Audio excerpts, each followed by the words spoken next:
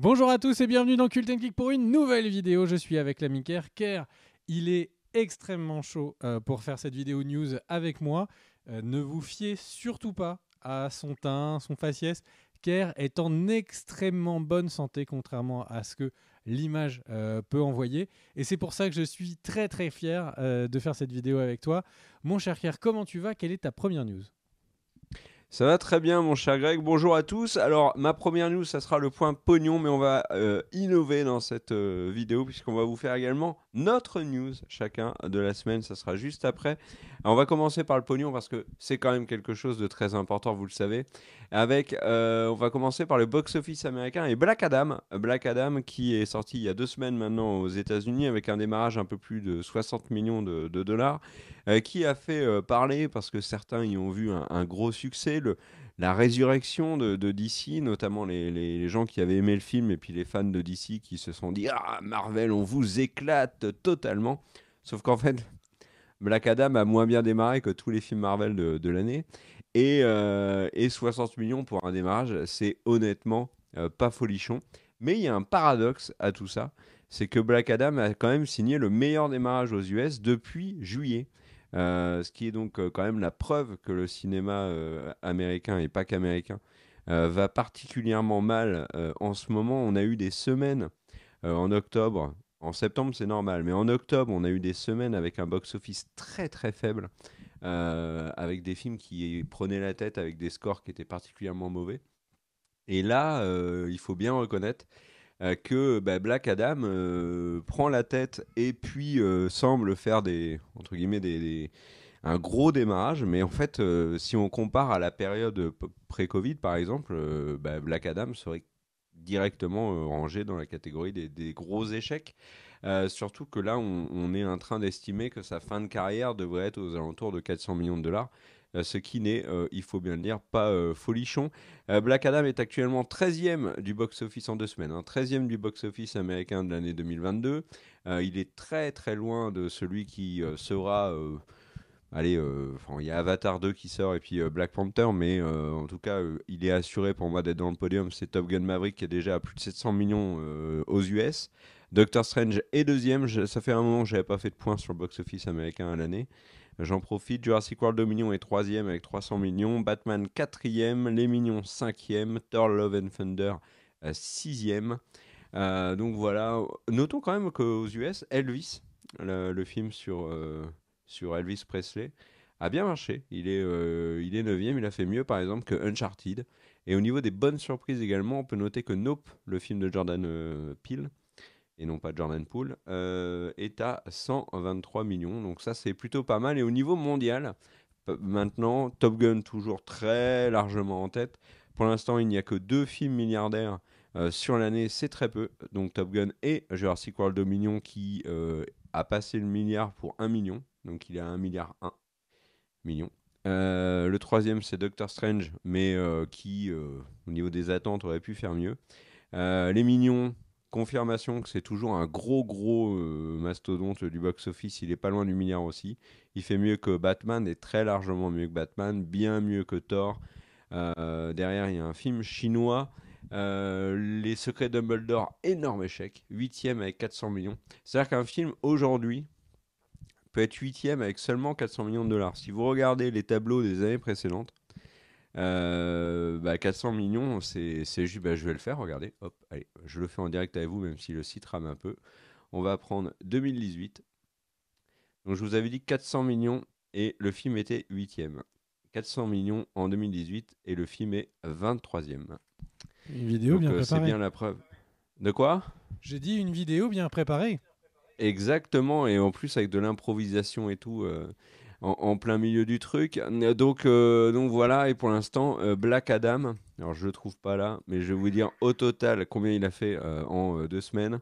En sachant qu'il est sorti quasiment partout, qu'il a un problème de sortie en Chine. C'est pas folichon, il est à 250 millions de dollars. Donc voilà, les 400 millions peuvent être atteints, mais ça va être difficile pour le film de Dwayne Johnson de faire mieux. On rappelle, hein, on en reparlera dans la vidéo, que Dwayne Johnson espère, notamment avec ce film, prendre les commandes plus ou moins, mais en tout cas mettre sa patte de manière assez vénère sur l'ensemble des films d'ici. si son propre film est au final un semi-échec, en tout cas en exploitation en salle, après il peut se faire un nom, que ce soit en VOD, que ce soit sur plateforme, que ce soit aussi, même si c'est pas bien, en téléchargement illégal, et que du coup, dans l'imaginaire collectif, Black Adam s'est imposé comme un personnage, on va dire, présent de la pop culture. On verra. C'est tout ce qu'on souhaite à Dwayne Johnson et à Black Adam, mais en tout cas pour l'instant en salle, c'est pas folichon. Voilà. Est-ce que t'es étonné par ce démarrage? Est-ce que toi qui l'as vu au cinéma, le film, il y avait beaucoup de monde dans la salle? J'y suis allé à un moment où il y a très très tard le soir dans une salle où il y a habituellement pas grand monde et il y avait un peu plus que d'habitude. Donc mon expérience personnelle ne peut refléter en rien le succès ou l'insuccès de ce film. Mais par contre, je suis vraiment. Est-ce que tu penses que c'est vraiment le ciné? Est-ce que c'est le meilleur succès possible dans le contexte actuel du cinéma? Non. Non, parce qu'on voit bien que c'est pas le plus gros succès de l'année. On est sur un mois d'octobre, fin de mois d'octobre, où généralement il peut y avoir des gros succès. On a eu par exemple de mémoire des Star Wars qui sont sortis en octobre, l'épisode 1 par exemple. Donc il y a une porte ouverte. Alors sur le week-end par exemple d'Halloween, c'est pas forcément très bon et il faut plutôt viser des films d'horreur. D'ailleurs, on a vu que les films d'horreur marchaient plutôt bien ce week-end d'Halloween.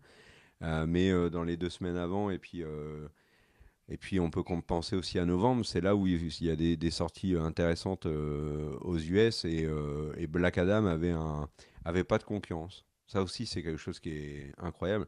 C'est que là, actuellement, les films n'ont aucune concurrence. Il n'y a personne qui est venu chatouiller Thor. Alors, Top Gun a eu une durée de vie extraordinaire. Il est toujours présent d'ailleurs dans les salles américaines. Tu sais que Top Gun a réussi un truc de dingue. Il était premier box-office et premier VOD en même temps.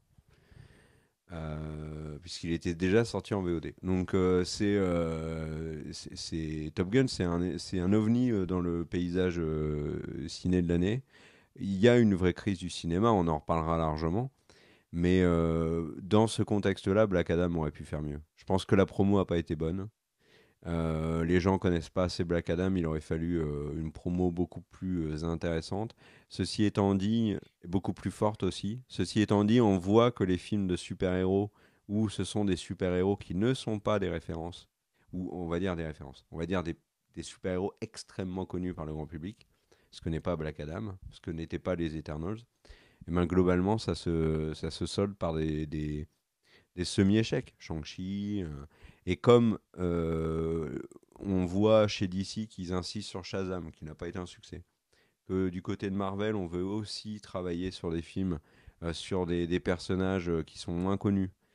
C'est un vrai risque et on comprend du coup pourquoi Marvel préfère balancer leurs nouveaux personnages plutôt sous format série que sous format film parce que j'en parle un peu d'Eternals dans la vidéo.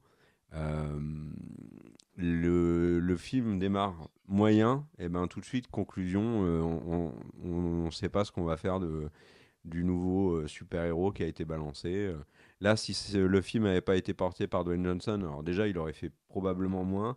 Et ensuite, sans Dwayne Johnson, la suite serait passée à la trappe, à mon avis. Alors, il y a beaucoup de gens qui vont dire qu'aussi, on est très dur dans la manière d'analyser les chiffres, parce que si on regarde vraiment de but en blanc, on va dire que c'est le plus gros succès de Dwayne Johnson en solo. Donc, ça veut dire hors Fast and Furious. Mais contrairement à ce qu'on croit, Dwayne Johnson, c'est pas du tout un gage de succès, hein. En dehors des Jumanji et des Fast and Furious, il n'a pas eu de films au box-office qui ont cartonné, hein. Donc Rampage, ça n'a pas cartonné. Mais il en a aucun qui flop, c'est ce qu'on dit de lui. C'est l'homme qui ne Oui, floppe jamais. il ne flop. Oui et non. San Enfin, si c'est pas un Andreas, succès. que des films qui sont au final assez moyens. San Andreas, Oui, il y voilà. a Ouais, ouais. Rampage, il y a le truc avec Nightcrawler, Skygrapper, là, je sais plus quoi. Skycrapper, voilà, c'est ça. C'est que des films qui sont au final assez moyens, mais qui ne flopent jamais. C'est jamais des gros cartons, mais ça floppe pas. Mm. Moi, j'aurais bien voulu voir ce que donnait Red Notice au cinéma. C'est le film qui est sorti sur Netflix. avec Gal Gadot et Ryan Reynolds, je pense qu'il aurait lui déjà davantage étonné. Mais je trouve que dans la manière de communiquer sur le premier week-end en disant ah, Black Adam, c'est un gros succès, regardez, Dwayne Johnson n'a jamais fait mieux, mais il y avait quand même un petit astérix où on disait oui, alors il a jamais fait mieux, sauf dans les films où il a fait beaucoup mieux, comme par exemple, et puis il y a plusieurs films, donc les Fast and Furious notamment, donc et Hobbs and Shaw si je dis pas de bêtises. Donc bah voilà, au final c'est pas le plus gros succès non plus de Dwayne Johnson. S'il est à l'affiche d'un film qui a cartonné, il est à l'affiche d'un film qui a cartonné, c'est tout. On va pas commencer à dire qu'en fait il était dedans mais pas vraiment dedans. Donc il contribué aussi au succès des Fast and Furious. Alors même si la licence suffit à elle-même aujourd'hui pour faire venir les gens en salle. Voilà. À toi mon cher Greg. Et j'ai envie de te poser une question mon cher Greg. Quelle est ta news de la semaine? Alors, ma news de la semaine n'est pas une vraie news. Et c'est ça qui est marrant. Ah, Donc, en gros, quand je préparais les news il y a quelques temps, je vois tomber l'information fracassante. Bruce Willis a vendu les droits à la fois de son image et de sa voix à une société spécialisée dans le deepfake et la reconstruction de personnalités en synthétique. Et pour qu'il puisse y avoir de nouveaux films avec Bruce Willis, mais sans Bruce Willis. Il y a eu énormément, vraiment en une après-midi, il y a eu énormément d'échanges, de discussions, de débats sur le fait que, bon, on comprend que Bruce Willis, on le rappelle, est frappé d'aphasie. Donc c'est une maladie cérébrale qui fait qu'il peut de moins en moins parler et de moins en moins comprendre ce que les gens disent. Donc évidemment, ça l'a mis dans une retraite forcée. Et d'imaginer qu'il puisse du coup vendre comme ça en partant à la retraite son image pour des films se pose plein de questions. Est-ce que ça veut dire qu'on le ferait jouer dans plein de navets? Est-ce que ça voudrait dire, et sans qu'il puisse et ses proches puissent jamais rien dire? Et là, je vois les mauvais esprits dire est-ce que c'était pas déjà le cas depuis plusieurs années? C'est pas joli. mais c'est le cas. Hein. Ça a d'ailleurs été expliqué au moment de sa retraite. On en avait fait une vidéo. C'était assumé. Ses proches disaient bah, on a profité vraiment de ces derniers moments où il pouvait encore pour enchaîner le plus de films, et notamment sur les derniers des films où il parle de moins en moins. Et c'était la plupart des gros nanars. Hein. Du coup, bon, du côté des Kerr est plutôt du côté des mauvais esprits visiblement. Et du coup, moi je valide pas de se moquer de quelqu'un comme ça. Et du coup, le truc, c'est que cette news a beaucoup fait parler, beaucoup de débats en très peu de temps sur les questions morales, éthiques autour de ce sujet. Et entre le moment où j'avais préparé cette news et aujourd'hui, en fait, les proches de Bruce Willis du coup, ont infirmé cette news. C'est 100% faux. Ils ne savent pas d'où c'est sorti. Il n'y a jamais eu de discussion. Il ne veut pas vendre son image, etc. Mais là où je retiens ça comme étant la news de la semaine, c'est parce qu'en fait, on en est technologiquement quasiment là. On en est quasiment au moment où effectivement quelqu'un pourrait vendre son image et du coup apparaître dans plein de films, séries, etc., sans même qu'il ait à jouer.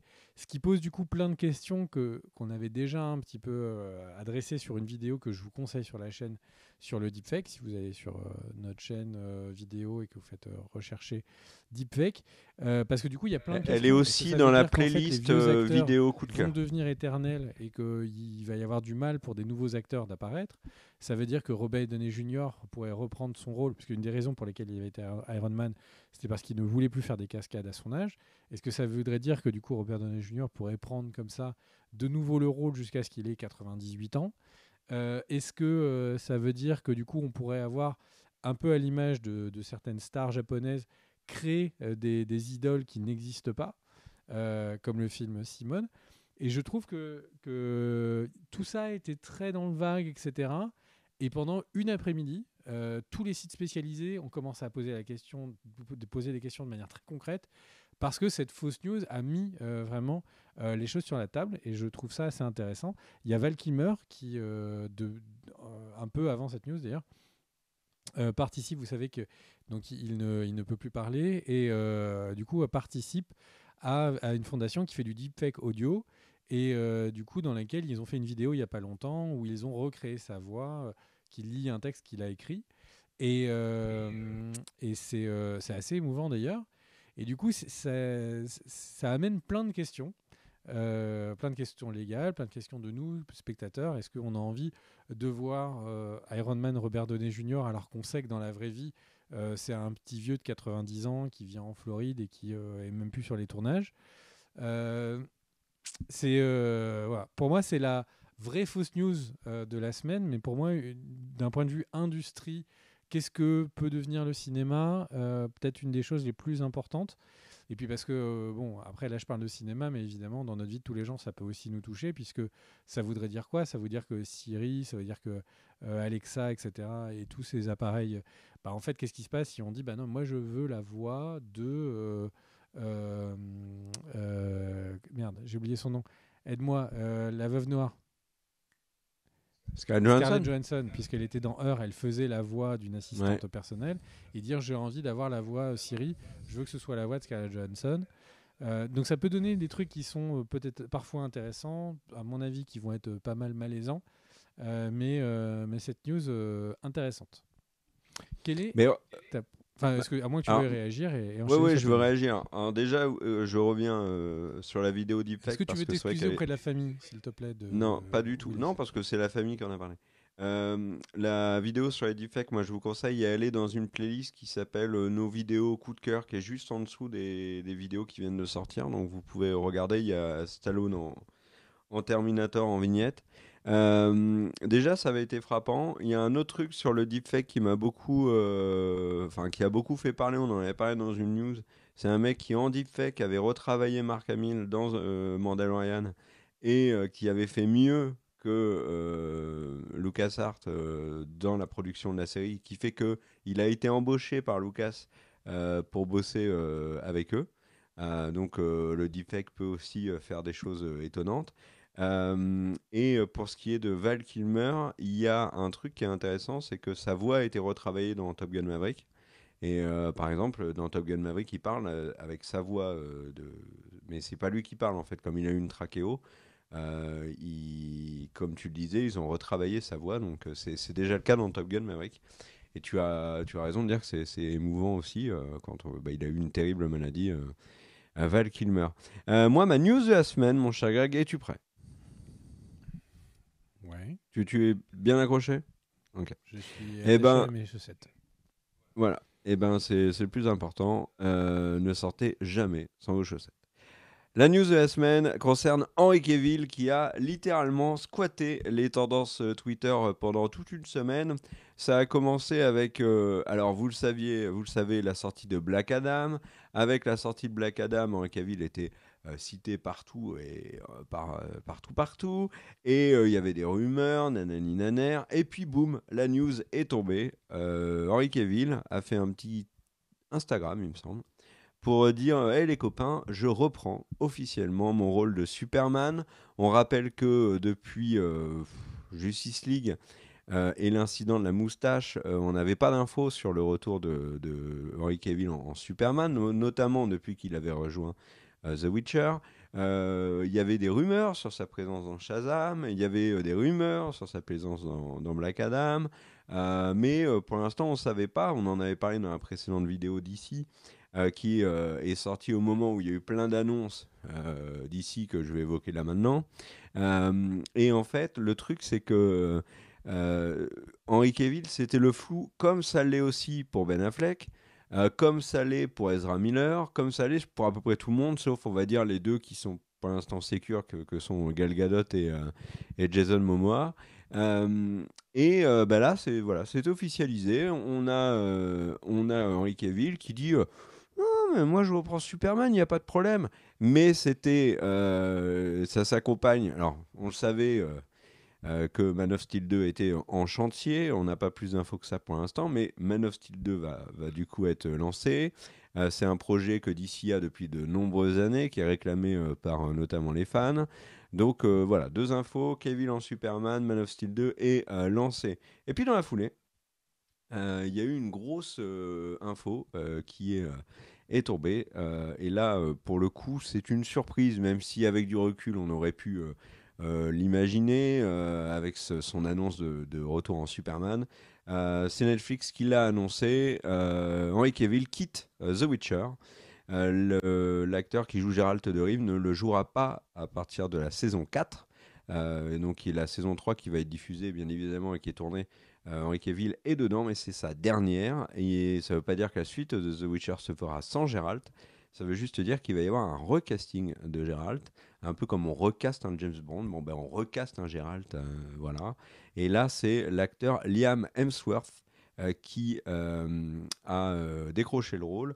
Liam Hemsworth, pour ceux qui se rappellent, c'est déjà le frère de Chris Hemsworth, alias Thor. C'est aussi le beau gosse de Hunger Games. Et là, il va sortir dans un film avec Russell Crowe qui s'appelle Poker Face, avec Elsa Pataki également, où il est barbu, cheveux grisonnants.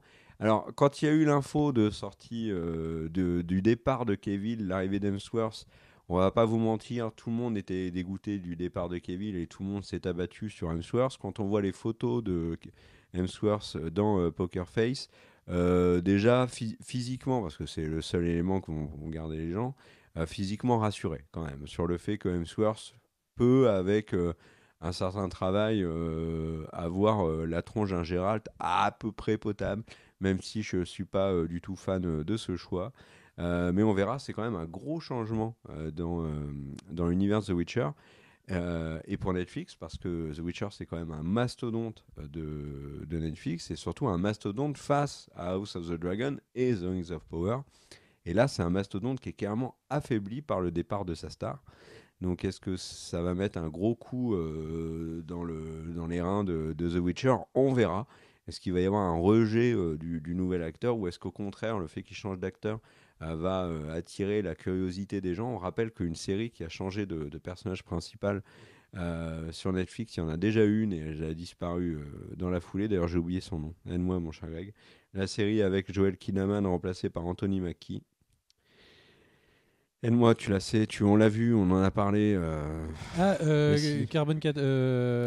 Altered Carbon. Altered Carbon, voilà, merci.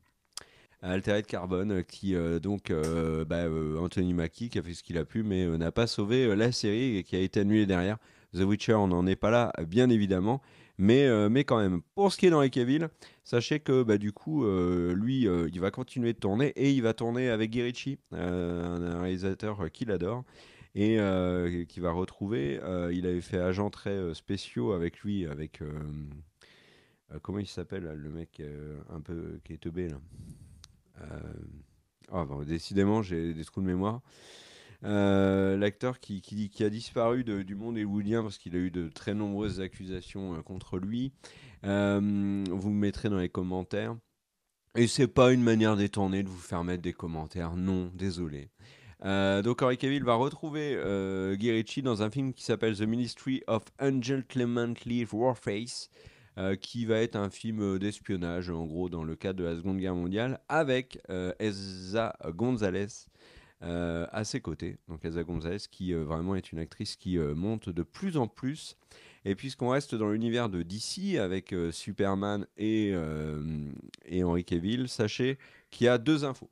À retenir, il y en a une, c'est pas une info, mais c'est un commentaire. Zack Snyder a commenté la publication d'Henry Cavill en disant: Ah, je suis super content, j'ai hâte de retravailler avec toi. Donc, la situation de Snyder actuellement, c'est quoi? C'est qu'il ne travaille plus du tout avec DC, avec la Warner. Ils sont partis fâchés après la Snyder Cut.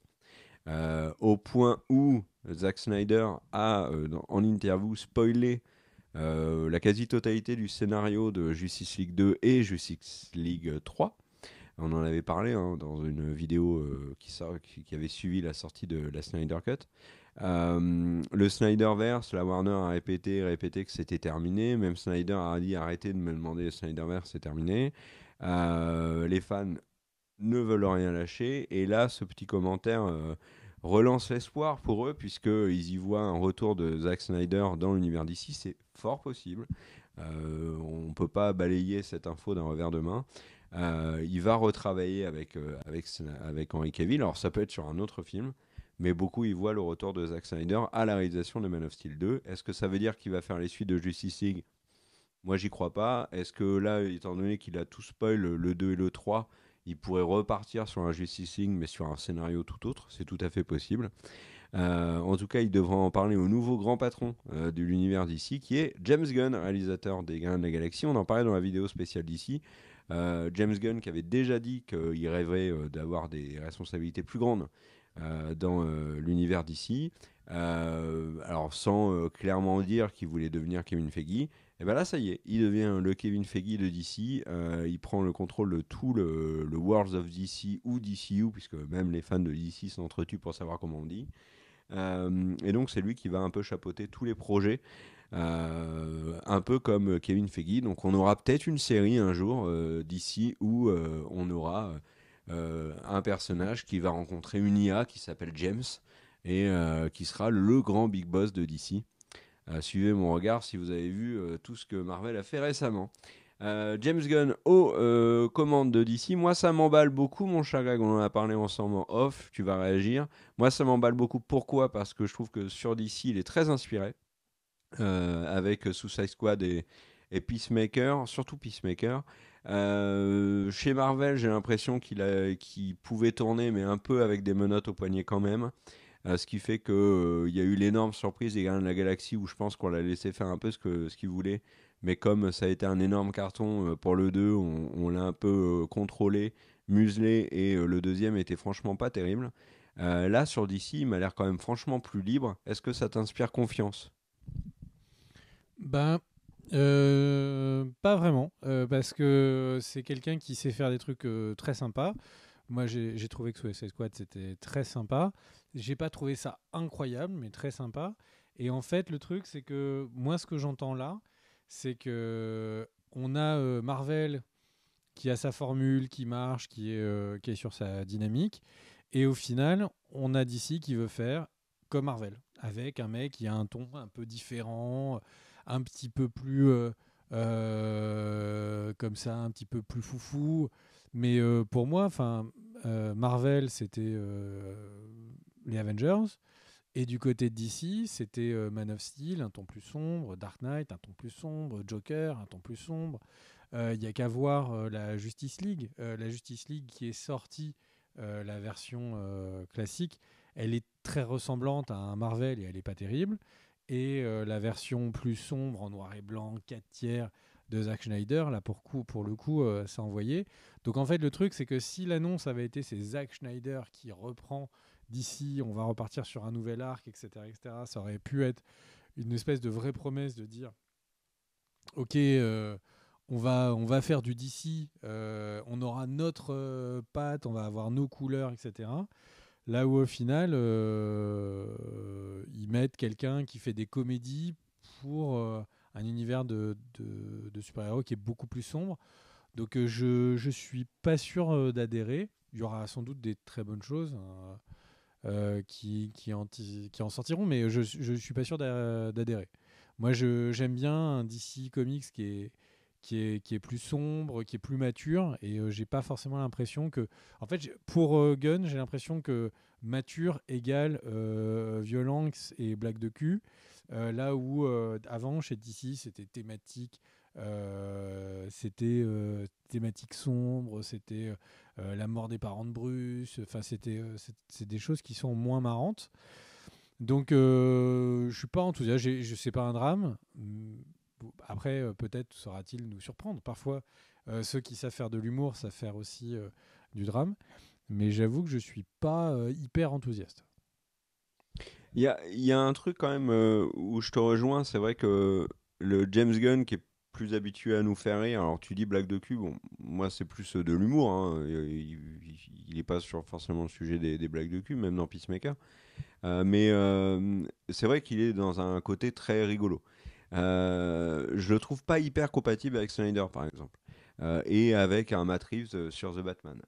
Il a quand même une mission qui va être énorme, ça va être unifier, on va dire, tout ça, ou alors au contraire d'assumer complètement que c'est pas unifié, c'est-à-dire qu'il va y avoir des films dans le DCU, allez, on va appeler ça comme ça, et des films qui seront libres à côté, et notamment une franchise qui va se développer autour de Batman, de Matt Reeves avec la série sur le Pingouin, la suite, le Joker qui est à part, mais tout ça fait pas partie du même univers. C'est pas le Joker de l'univers d'ici qu'on a avec Joaquin Phoenix, comme c'est pas le Batman de l'univers d'ici qu'on a avec Robert Pattinson. Oui, je sais qu'on dit Pattinson pour les personnes de premier degré. Le truc, c'est que Gunn n'est pas trop compatible. Par contre, il y a un truc qui, moi, me rassure. Quand tu dis qu'il a l'air d'être recruté pour faire du Marvel, je suis d'accord, mais il a l'air d'être recruté pour faire du Marvel tout en sachant comment fonctionne Marvel et en essayant d'améliorer la recette Marvel et de ne pas retomber dans les pièges, puisqu'il en a été victime, il a baigné dedans de nombreuses années sur plusieurs films. Donc il sait comment ça fonctionne et il sait potentiellement comment contrer tout ça. Donc je suis moi plutôt content de l'arrivée de James Gunn parce que c'est vrai que j'ai adoré Peacemaker, vraiment adoré. D'ailleurs la série arrive enfin sur Amazon en France. Suicide Squad, moi, m'a beaucoup étonné. Je trouve qu'il a fait tellement mieux que David Ayer. D'ailleurs, je rajoute une info. Je sais plus, c'est Snyder, je crois, qui a parlé à Ayer. Enfin, je sais plus quoi. Et du coup, il y a des rumeurs comme quoi on aurait la version l'Ayer Cut, tu sais, de Suicide Squad avec Will Smith et tout. Alors, pourquoi pas? Mais franchement. James Gunn est passé dessus et il a fait beaucoup mieux. Donc, je vois pas trop l'intérêt, et pour James Gunn d'ailleurs, qui se recommande, et pour DC et Warner tout court, de ressortir une version de Suicide Squad qui a été tant moquée. Voilà, c'était la grosse news de la semaine qui concernait Kevin et DC. Je te laisse, mon cher Greg, enchaîner avec ta seconde news. Non, on fait pas un classement non plus des news. Vas-y, balance des news, fais-nous rêver.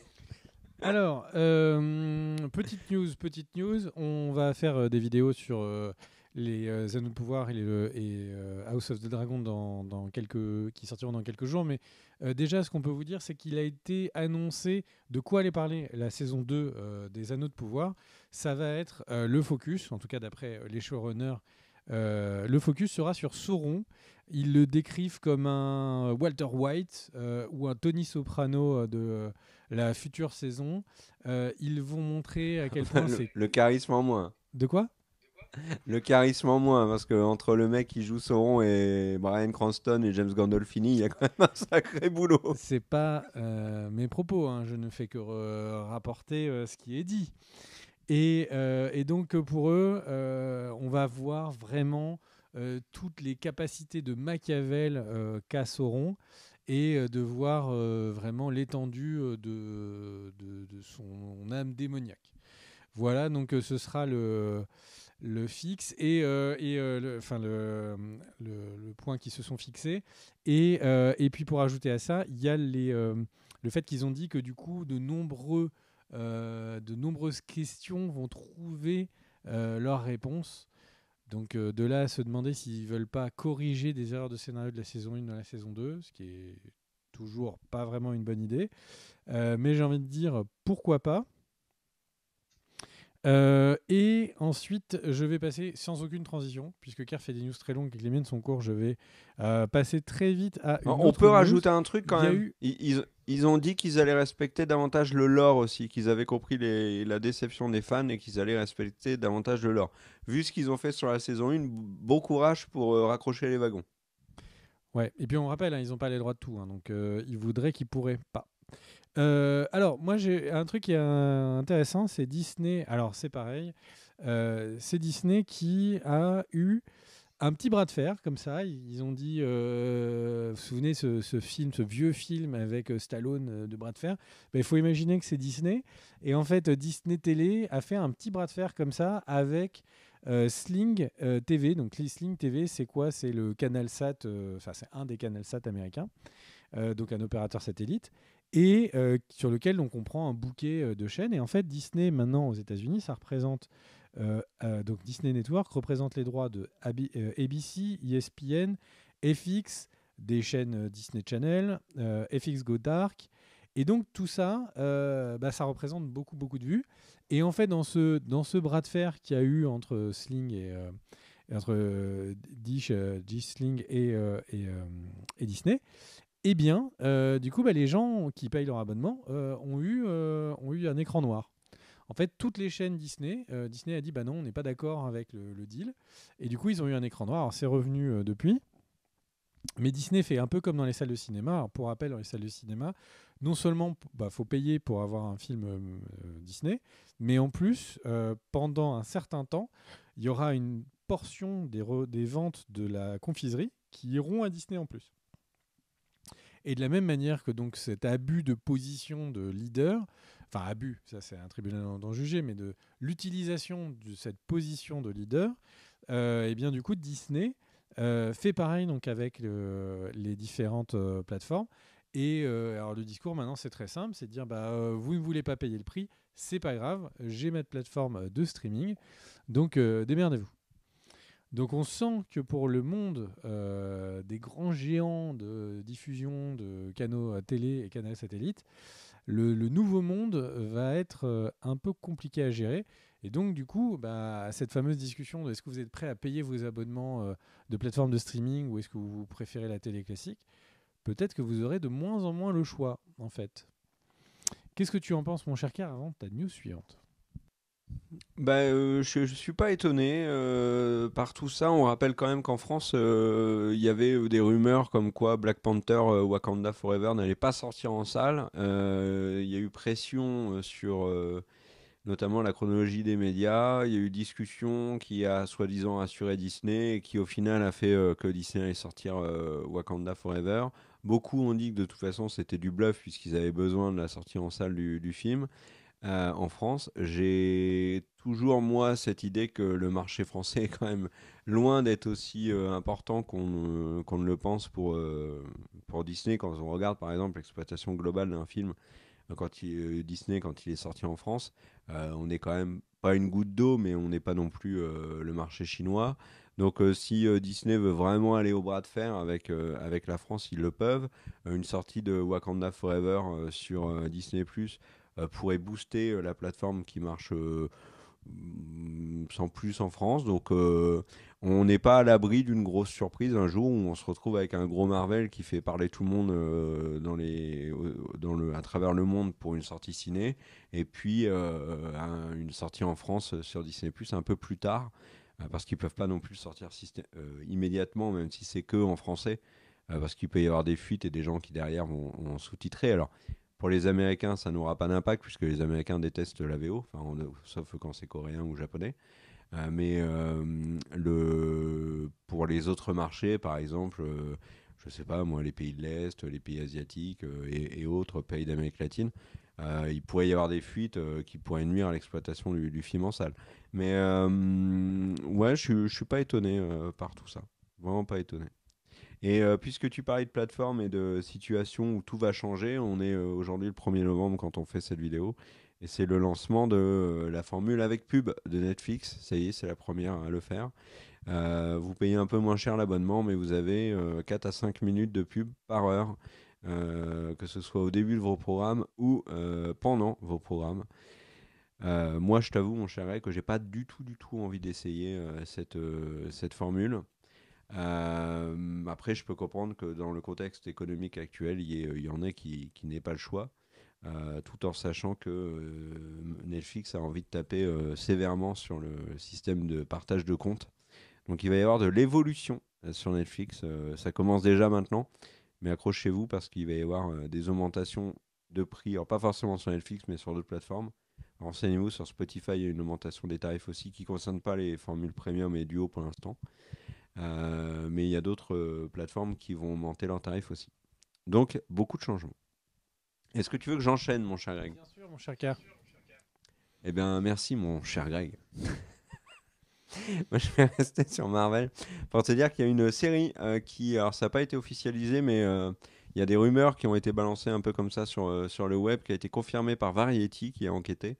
Il va y avoir une série télé sur Vision, avec Paul Bettany dans le rôle principal. La série devrait logiquement associer Vision au Sword. Et la grande intrigue, on va dire, de la série, qui, moi, m'emballe pas plus que ça, c'est de permettre à Vision de retrouver totalement sa mémoire et la personnalité qu'il avait aussi avant WandaVision, la personnalité qu'il avait notamment dans les Avengers, etc. Bon, pourquoi pas. Ça m'emballe pas trop. Et la série devrait logiquement s'appeler Vision Quest, qui correspond à une saga comics autour de Vision, justement. Une série sur Vision. T'adhères ou bof? J'adore. Moi, j'ai très envie de regarder la suite, enfin, de savoir ce qui va lui arriver à Vision. C'est un des personnages qui potentiellement qui est connecté avec le plus de choses du MCU en attente. C'est parce que lui, en fait, Wanda, il est pas au courant que Wanda elle est partie en cacahuète dans une des dernières œuvres. C'est lui qui est censé être le mentor des Young Avengers qui sont tous en train d'arriver. Il est censé avoir été connecté à à une pierre de l'infini. Donc en fait, par rapport à tout ce vers quoi le MCU pourrait aller, il est très très connecté. Par contre, ce qui est peut-être inquiétant, c'est qu'en fait, tout ce à quoi il est connecté, c'est tout ce qui a l'air de ne pas intéresser cette nouvelle phase. C'est-à-dire que les pierres de l'infini, on a l'impression que c'est traité, c'est fini. Wanda, c'est traité, c'est fini. Que maintenant, c'est Kang, que c'est le multivers. Est-ce qu'il aura sa place dedans? J'espère, mais ses pouvoirs même, pour l'instant, n'ont pas l'air de correspondre aux enjeux qui vont avoir lieu. Donc, mais moi, j'ai envie de voir. Allez, j'enchaîne avec une autre petite news. Il y a le créateur de séries fort connu, Brian Fuller, notamment Hannibal, qui voulait depuis longtemps travailler sur la saga Vendredi 13. Il voulait notamment faire un reboot en film. Ça coinçait et il a trouvé sa formule. Et sa formule, c'est quoi? C'est une série préquelle qui s'appellera Crystal Lake. Crystal Lake, c'est le lac où Jason Voorhees attaque cette colonie de vacances. Et donc Brian Fuller sera le showrunner de cette série Crystal Lake. Alors moi qui aime beaucoup Jason Voorhees, même si on va dire globalement 95% du contenu Vendredi 13 est à chier. Là, on va avoir une série avec quelqu'un qui est connu, qui a un beau CV.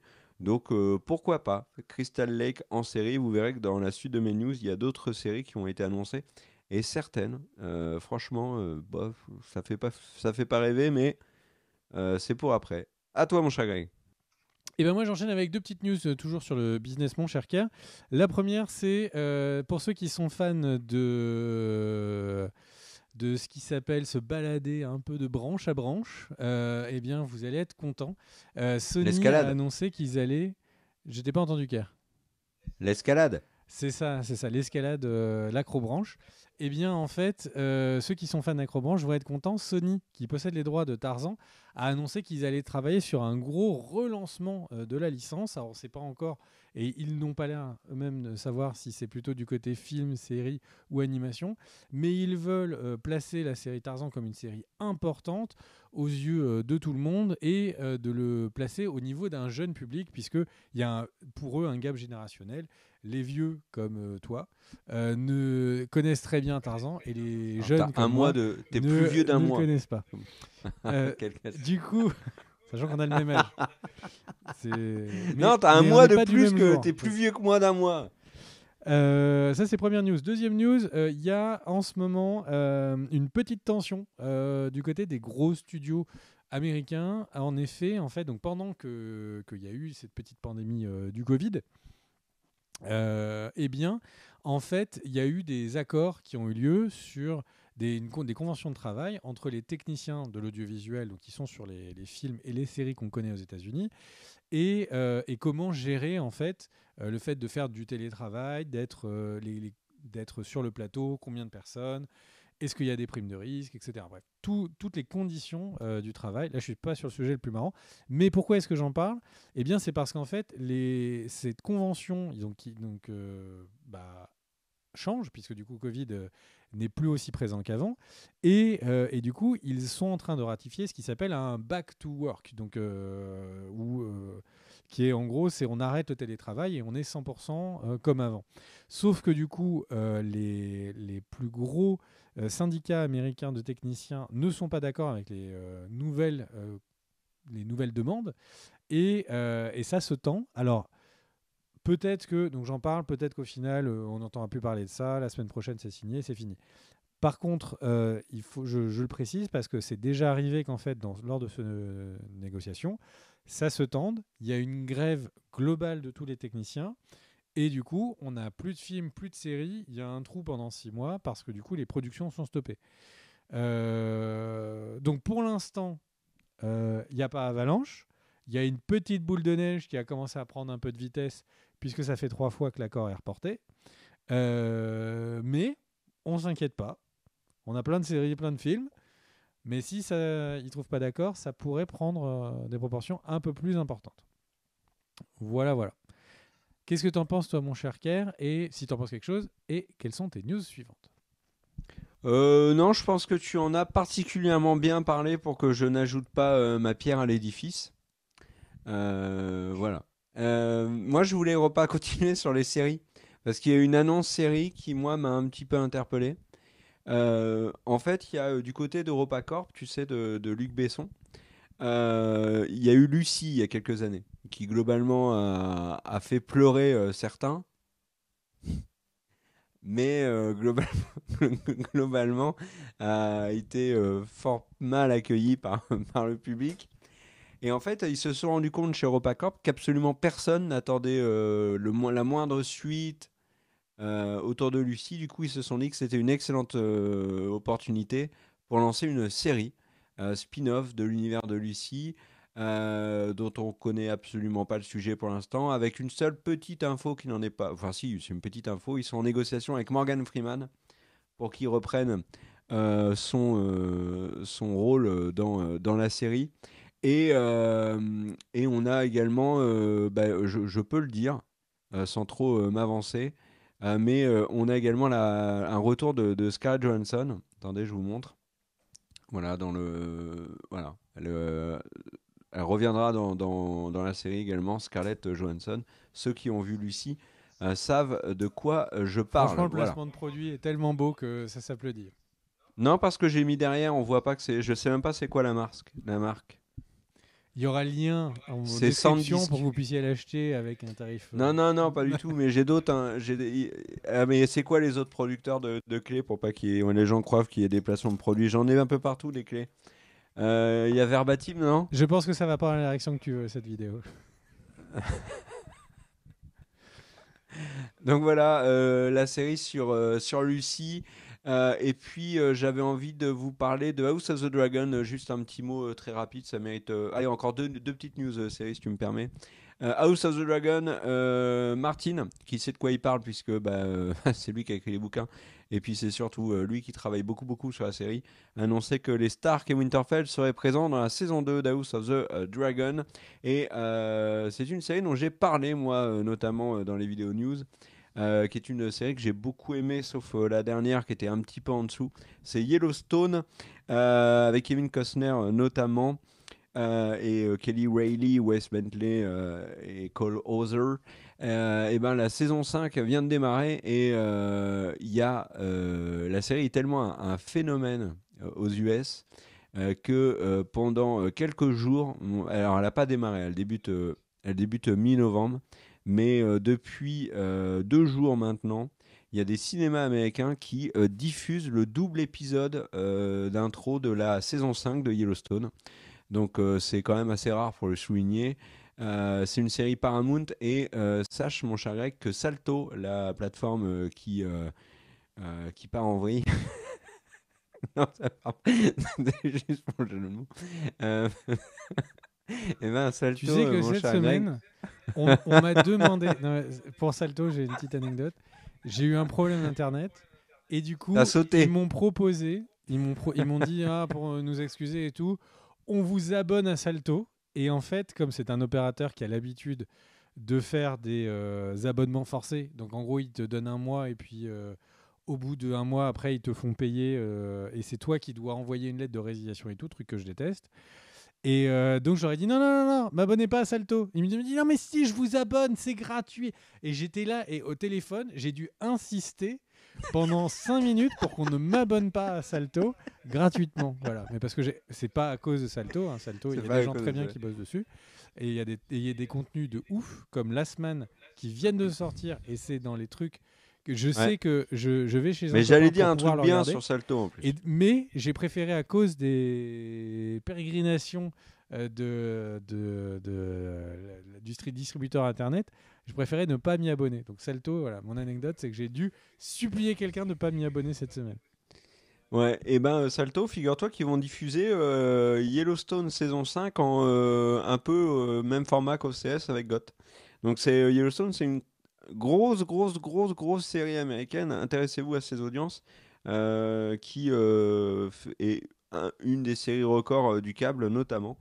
Donc voilà, c'est une bonne série. On en avait parlé dans une précédente vidéo et notamment plein de choses dessus, mais débrouillez-vous, retrouvez, je ne sais plus. J'ai la flemme, je suis épuisé. À toi, mon cher Greg. À chaque fois, tu me surprends. J'ai l'impression que ta news va durer 15 ans. Je suis en train de m'assoupir et d'un seul coup, pouf, Kier apparaît. Et donc alors, petite news sur deux petites séries, mais qui ont des gros fandoms. La première série, c'est Community. Effectivement, Community va avoir un film. C'est ce que Joe McHale a officialisé sur son Twitter. Donc un film de cette série qui a beaucoup marqué à son époque. En tout cas, moi, c'est une série qui m'avait énormément plu. Il y a notamment un des personnages, donc Chevy Chase, qui lui donc ne revient pas parce qu'il était en gros conflit avec le reste des acteurs et de la production, entre autres parce qu'il disait à tout le monde qu'il ne comprenait, qu'il trouvait ça pas drôle. Donc en interview, forcément sur une série comique, ça met un peu une mauvaise ambiance. Il ne voulait pas tourner certaines scènes, il refusait de dire certains dialogues. Bon bref. Donc Chevy Chase ne revient pas. Mais par contre, on aura donc le retour de Troy N. Abed. Et oui, et ça, c'est vraiment un plaisir. Surtout quand on sait quel avenir l'un des deux a pu avoir. Et donc ça, c'est un gros plaisir.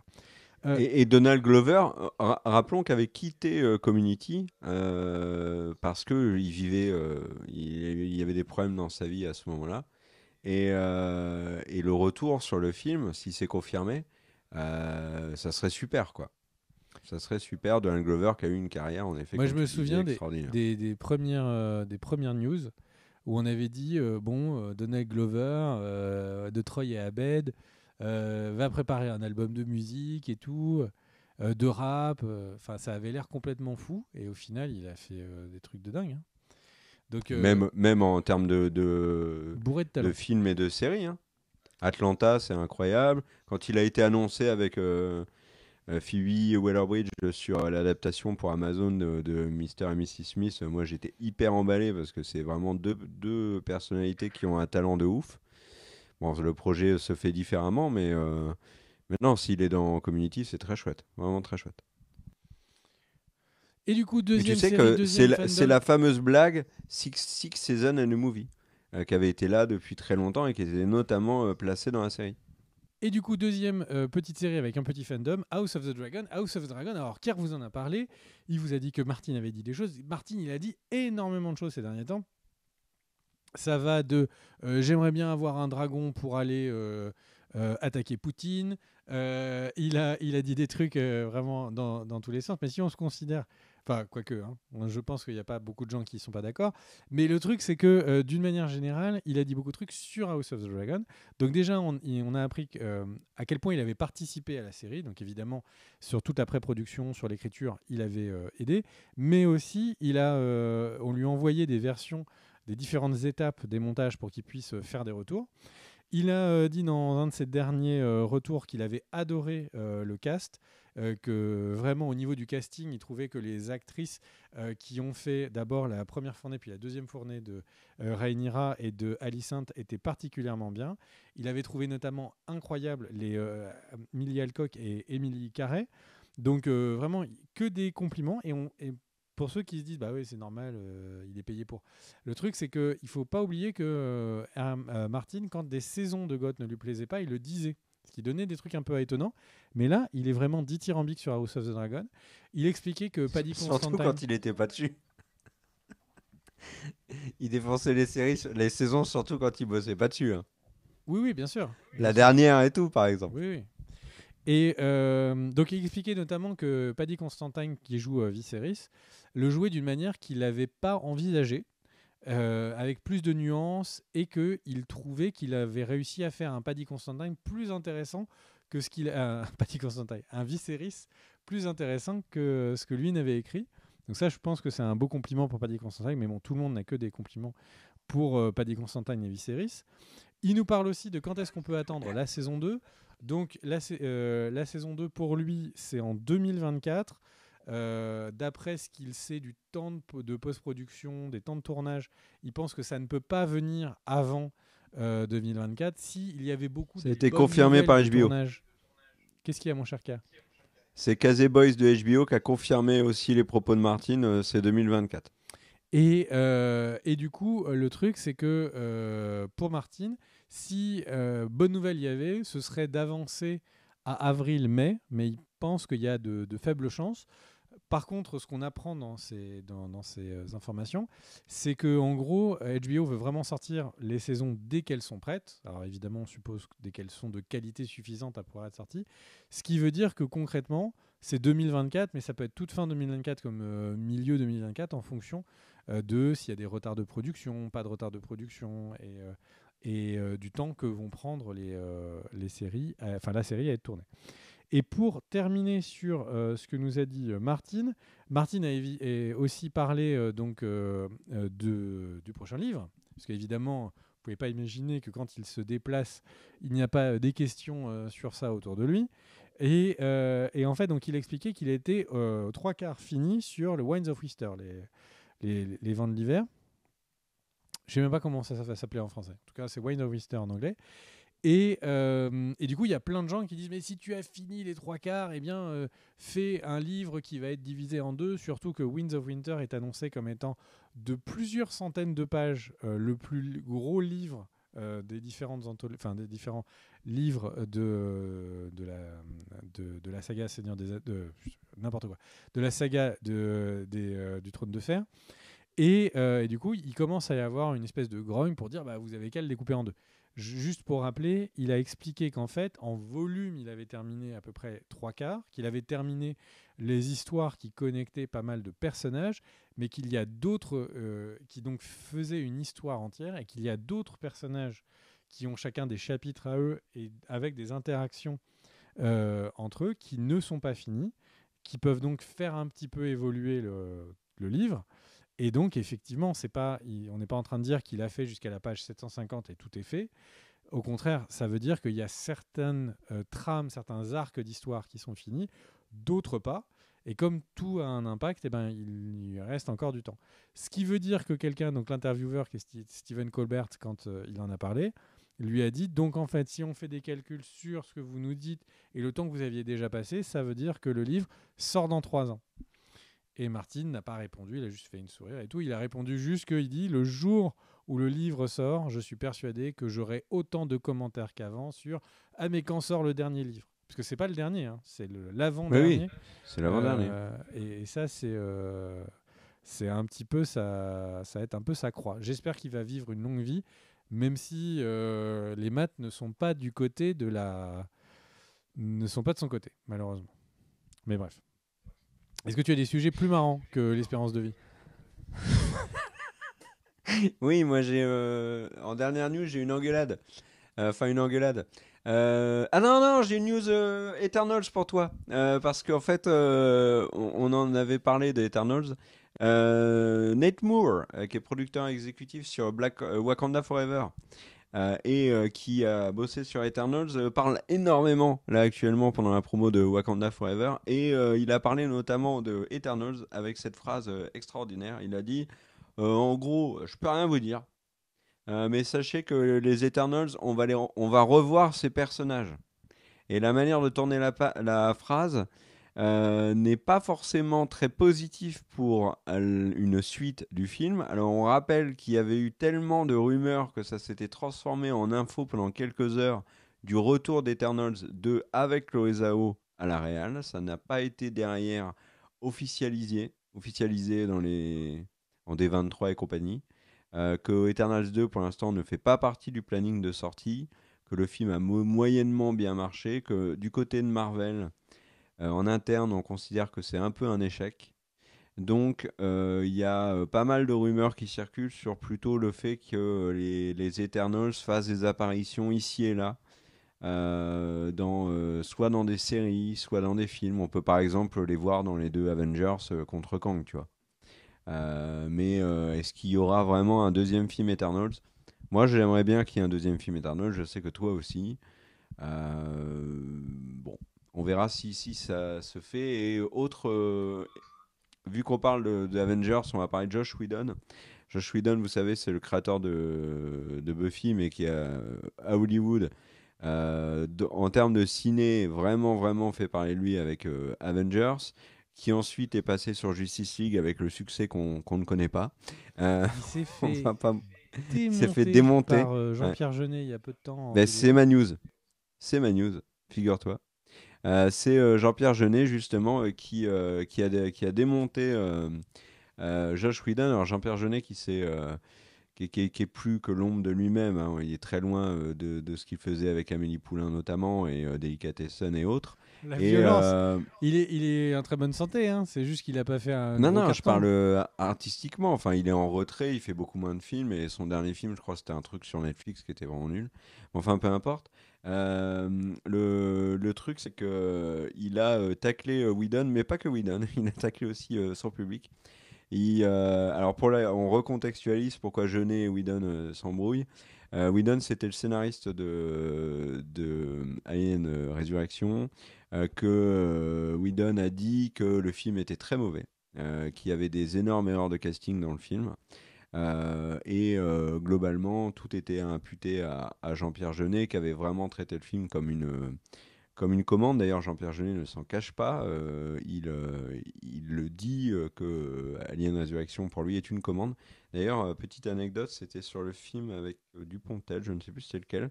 J'avais assisté à une projection du film avec Jean-Pierre Jeunet. On avait pu lui poser des questions dans la salle. Et moi, je lui avais parlé d'Alien Resurrection, que j'adore. Et je lui avais dit, régulièrement, vous parlez de ce côté commande de Alien Resurrection et de pourquoi. Est-ce que vraiment vous avez détesté ça? Et il m'avait dit très clairement que oui. Il avait détesté, alors pas alors le film en lui-même, je vais pas parler à sa place et dire qu'il avait détesté le film. En tout cas, il avait détesté la manière il avait détesté le fait de faire une commande. Voilà, une commande pour Hollywood. Et visiblement, il est toujours sur le même refrain, puisque là, il a réagi à Josh Whedon, à ses propos, en disant qu'il avait dit des trucs pas cool sur lui, mais qu'il en avait rien à carrer, et que Whedon aurait certainement fait mieux que lui, parce que Whedon, il fait que des trucs à succès. Alors, je pense qu'il y a de l'ironie derrière, parce que on rappelle Justice League. Mais surtout, il a dit, et ça c'est pas très cool, parce que du coup on en prend un peu pour notre grade aussi. Il a dit, il fait surtout des films pour les geeks, des trucs pour débiles. Donc par exemple les films Marvel. Et Jean-Pierre Jeunet a dit qu'il détestait ce genre de film. Il a dit que c'était ridicule et stupide. Voilà. Bon, moi sur Alien Resurrection, je dois être le seul à le défendre. Moi j'ai adoré ce film. Mais j'adore les 4 aliens, donc c'est le truc, quoi. Tu sais que juste avant qu'il y ait cette interview et tout qui sorte, machin, etc., il avait fait une vidéo dans Combini, dans le Superstore, je sais plus comment ils appellent ça, c'est Oui, les dans interviews le du Vidéoclub. Ouais. Vraiment, je trouve que Combini est devenu le site français, le média français, qui a les meilleurs contenus de cinéphiles. Enfin, c'est au-dessus, les interviews, les trucs sont largement au-dessus d'Allociné.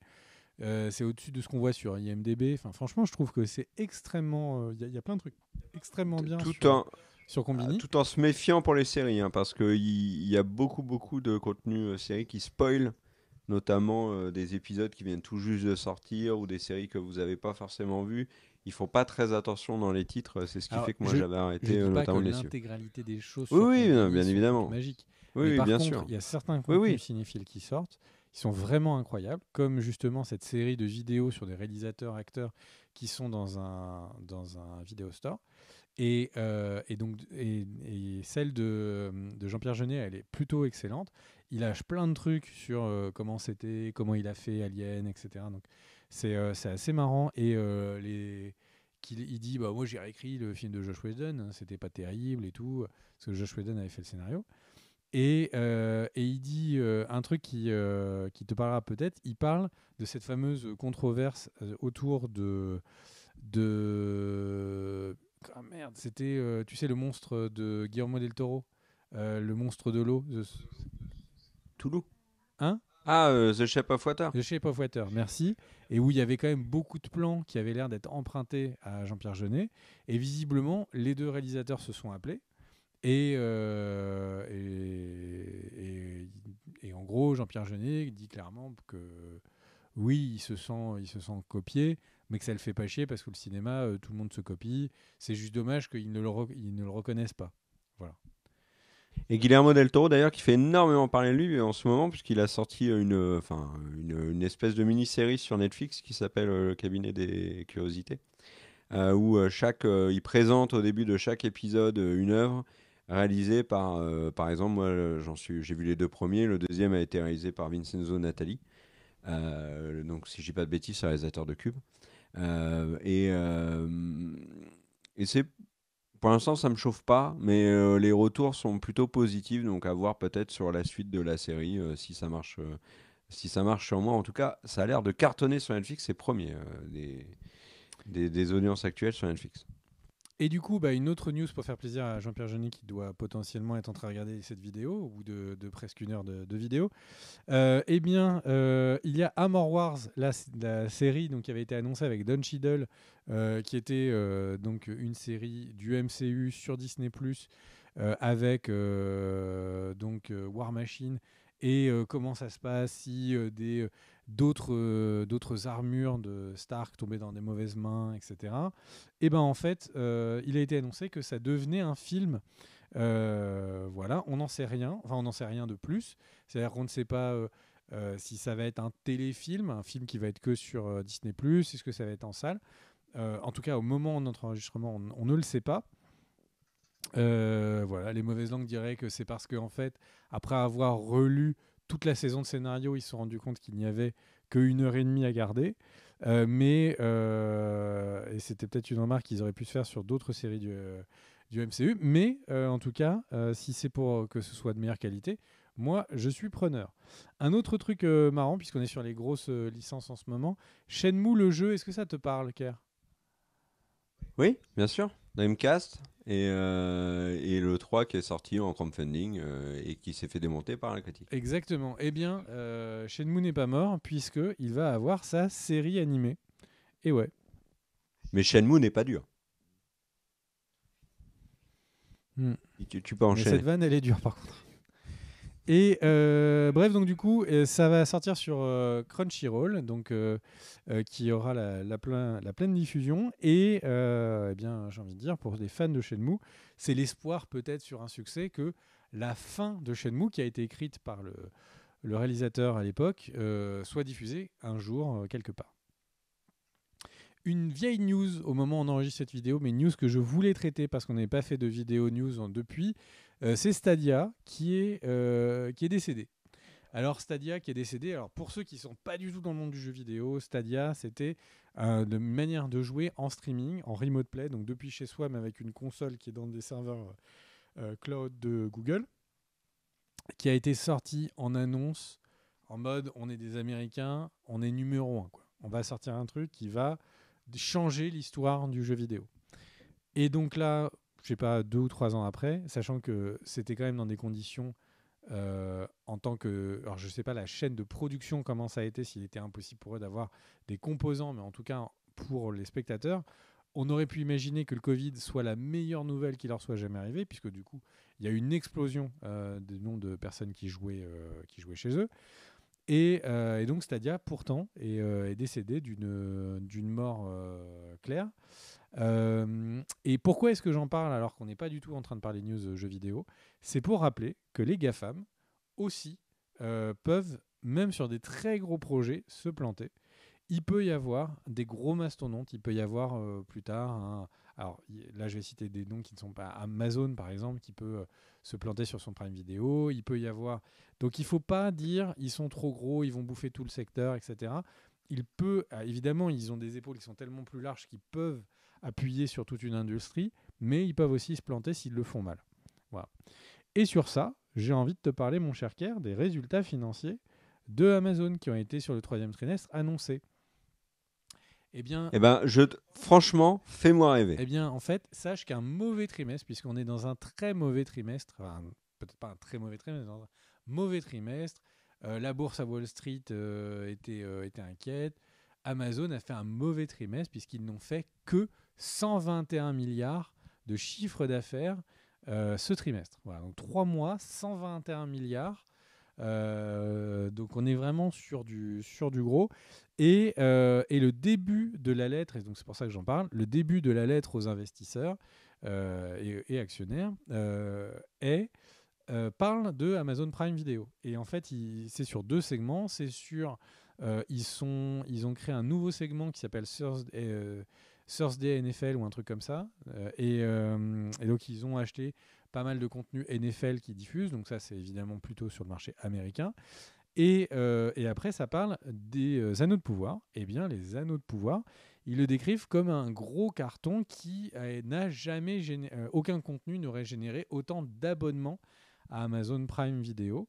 Et après, je vous avoue qu'il y a un gros paragraphe qui m'a l'air d'être un gros truc d'enfumage, qui est sur oui, après, il faut jamais...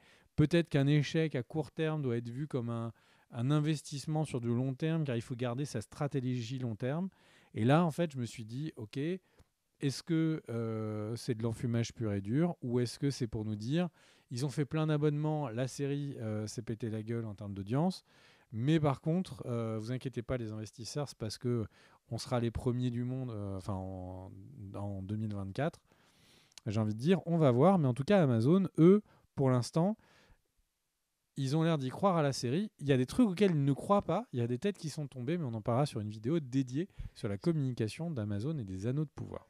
Alors, c'est juste pour citer, parce qu'on ne l'aurait pas couvert en vidéo sinon, qu'il y a Star Wars Tales of the Jedi qui est déjà sorti, qui est donc une série d'animation en 3D sur, globalement, la prélogie après prélogie dans l'univers de Star Wars. Pourquoi est-ce que j'en parle ? C'est parce que c'est fait par Dave Filoni. Au moment où on enregistre, j'ai pas encore tout vu. C'est très très bien noté sur IMDb. Donc, si vous êtes fan de Star Wars, ça a l'air d'être un truc à regarder. C'est du Ashoka. Enfin, les personnages principaux, c'est Ashoka, c'est Mace Windu, c'est Obi-Wan et c'est Vador. Donc, il y a pas mal de choses qui ont l'air intéressantes. Et une dernière news pour terminer sur une note triste, parce que je sais que ça risque d'affecter Kerr, et il n'est sans doute pas prêt, puisque la news est tombée quelques instants avant qu'on enregistre cette vidéo. Kerr, est-ce que tu peux mettre le double écran, parce que vraiment, je pense que il faut voir ce visage dépité. La vidéo, il suppose, et déjà, son visage est en train de s'effondrer. Eh bien oui, c'est Kerr, c'est pour ça que tu l'as deviné. Je suis en train de parler de Winx, la saga. Fate : Winx, la saga est annulée. Il n'y aura pas de saison 3. Oh non! Oh non, les petites fées, elles s'en vont! Et pourquoi ? C'est parce que Netflix, Amazon, n'importe quoi. Netflix a annoncé qu'il y avait 161 millions d'heures regardées sur cette saison 2. Sachant que sur un mois entier, et que eux considèrent qu'une série est un succès si elle fait 100 millions d'heures vues en une semaine. Donc le gap est trop important par rapport au budget phénoménal que je ne connais pas, mais qu'a dû coûter Fate : Winx, la saga. Donc nous ne saurons pas quelle est la suite de cette aventure. Malheureusement, il y a une actrice qui va sans doute être très triste puisqu'elle était là, elle était ballottée entre Winx, la saga et le rôle de Rhaenys sur House of the Dragon. Mais non, tu dis des bêtises. Je te l'ai déjà dit, elle ne joue que dans la première saison. Et non, elle joue dans la deuxième, tu te trompes. Bah, elle est morte à la fin de la première. Eh bien, tu te Donc, trompes, elle revient. elle revient, comme ça, pouf. Genre Jon Snow, quoi. Ouais, elle revient. Et Bon, du moi, ceci coup, étant dit, je n'ai pas vu la saison 2. eh bien, c'est pour elle et pour sa famille terrible, puisqu'elle perd donc un travail. Alors certains pourraient dire oui, mais House of the Dragon et tout, c'est génial, elle gagne au change. Oui, mais c'est dans le monde de House of the Dragon et de Game of Thrones. Ça veut dire que peut-être le prochain épisode, elle y passe. Donc là, sa famille va vivre dans une tension mentale qui est inacceptable. Et donc j'espère Tu te vraiment. moques, mais elle jouait bien dans Wings. Alors, Wings, la première saison était sympatoche, vraiment, si vous n'avez plus rien à regarder. La saison 2, dans une période où j'avais plein de trucs à regarder, je l'ai lancé, j'ai tenu 10 minutes avant de dire non, mais en fait, je peux pas perdre mon temps dans ça. Et elle, par contre, jouait plutôt bien dans Wings, et elle est nettement meilleure dans House of the Elle Dragon. a su Donc rebondir. voilà. Oui. Bref, Elle et a ben, du pris coup, j'ai le dragon terminé par sur les cette news. cornes, et Je voilà. suis désolé, j'ai flingué ta soirée. Je Non, termine c'est sur pas cette. grave, je m'en remettrai. Mais ça se voit à ta tête, tu es dépité. Tu fais la gueule. Non, non. Non, non, Si, non, tu fais non, la non. gueule. Ça se voit. Les gens te voient. Oui. C'est une vidéo, on ne fait pas un podcast. Les gens voient que tu es dégoûté. Ça se voit à cette tête. Là. Je t'ai jamais vu Ouais. avoir une tête aussi. Là, tu as des crevasses comme ça. Cette news t'a flingué. Je le sens. J'en suis désolé, mais il fallait qu'on le couvre en vidéo. Et tu as bien fait, le professionnalisme avant tout. Tu vois, tu es sans mots, tu ne sais même plus comment réagir par rapport à cette news. Du coup, eh bien, je te laisse le mot de la fin, mon cher Kerr. Essaye de garder un peu le sourire, essaye de nous faire sourire. Quels seraient comme ça les mots d'espoir que tu pourrais dire un petit peu aux fans de Fate, The Wings Saga? Et ben que les petites fées continueront à voler dans nos cœurs. RIP.